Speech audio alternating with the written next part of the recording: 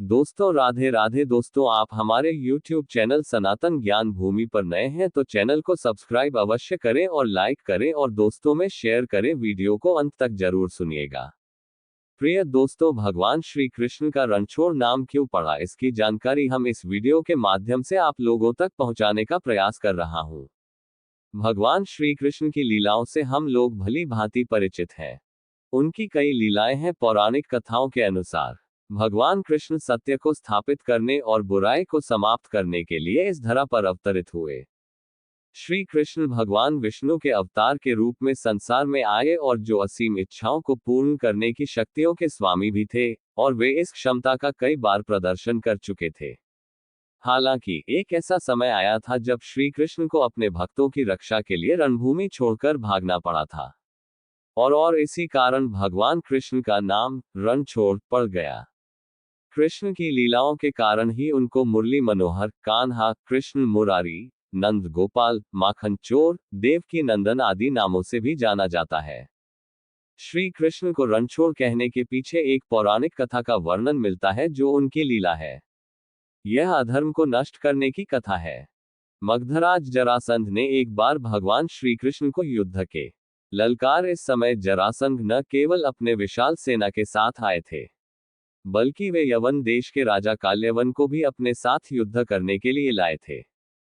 काल्यवन को शिव जी से एक वरदान प्राप्त था कि कोई भी चंद्रवंशी और सूर्यवंशी उसे युद्ध में परास्त नहीं कर सकता है। यही कारण है कि काल्यवन स्वयं को अजेय मानता था। वह अपने आप को अजय मान बैठा था कि कोई भी उसे युद्ध में हरा नहीं सकता। उसके वरदानों की वजह से उसकी मृत्यु नहीं हो सकती, और न ही उसकी सामर्थ्य से कोई बलवान है जो उसे युद्ध में हरा सकता है। श्री कृष्ण भगवान को पता था कि काल्यवन को शिव का वरदान प्राप्त है, जिससे सुदर्शन चक्र भी काल्यवन का कुछ बिगाड़ नहीं सकता है। इस परिस्थिति में श्री कृष्ण ने काल्यवन से कहा कि दोनों सेनाओं के साथ युद्ध करने में कोई अपने बल का प्रदर्शन नहीं कर सकता है। उन्हें एकांत में युद्ध करना चाहिए। काल्यवन ने इस चुनौती को स्वीकार कर लिया और श्री कृष्ण के पीछे चलते हुए वे एक गुफा तक जा पहुंचे।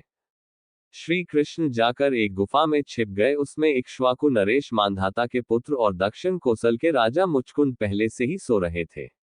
मुचकुंद ने असुरों से युद्ध कर देवताओं को युद्ध में जीत दिलवाई थी, और इसके उपरांत इंद्र भगवान ने उनको विश्राम करने को कहा था, और वे उसी गुफा में विश्राम कर रहे थे।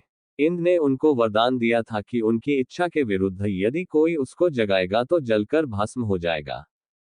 इस रहस्य का पता श्री कृष्ण जी को था, इसीलिए भगवान कृष्ण काल्यवन को उसी गुफा में लेकर आ जाते हैं, और भगवान श्री कृष्ण जी ने अपना पीतांबर मुचकुंद के ऊपर डाल देते हैं और स्वयं जाकर के छुप जाते हैं। काल्यवन श्री कृष्ण को ढूंढता हुआ गुफा में पहुंचता है तो वह देखा है कि भगवान श्री कृष्ण तो लेटे हुए हैं, जबकि वहां पर श्री कृष्ण नहीं अपितु मुचकुंद थे। काल्यवन ने मुचकुंद को ललकारते हुए उसे युद्ध करने को कहता है। इतने में मुचकुंद नींद से जाग जाता है और अत्यंत ही क्रोधित हो जाता है। उनकी नजर जब काल्यवन पर पड़ी तो वह वही जलकर राख हो गया, और भगवान कृष्ण भगवान विश्वकर्मा से द्वारिका नगरी का निर्माण करते हैं और द्वारिका नगरी जाकर निवास करने लगते हैं।